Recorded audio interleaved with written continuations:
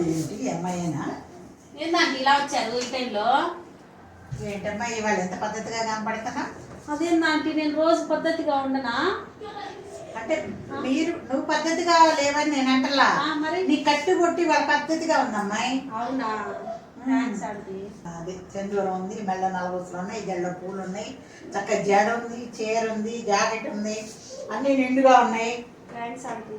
మరి ఇలా నిండుగా ఉండాలి. టాప్ వేసుకొని, లెగ్గిన్ వేసుకొని, జుట్టు ఎరబోసుకొని అట్లుంటే బాగుంటుందా? బాగోదు అసలు. ఇట్లా చీర కట్టుకొని ఇట్లా పద్ధతిగా ఉంటే బాగుంటుంది. ఎవరో ఏదో మనల్ని చూసి ఇలువివల అంటాం. ముందు మనల్ని మనం ఇలువించుకుందాం. మనల్ని మనం కాపాడుకోవాలి. అవునా? మన శరీరాన్ని మనం కాపాడుకోవాలి, మన ఒళ్ళని మనం కాపాడుకోవాలి, మన పద్ధతిని మనం కాపాడుకోవాలి. ఎవరో వచ్చి కాపాడతారని అస్సలు అనుకోకూడదు. పద్ధతిగా ఉంటే అన్ని పద్ధతిగానే ఉంటాయి. ఓకేనా? అది కూడా నిజమే. శత్రువులు అయ్యేది మన బిడ్డలే, రౌడీలు అయ్యేది మన బిడ్డలే, ఆవారాలు అయ్యేది కూడా మన బిడ్డలే.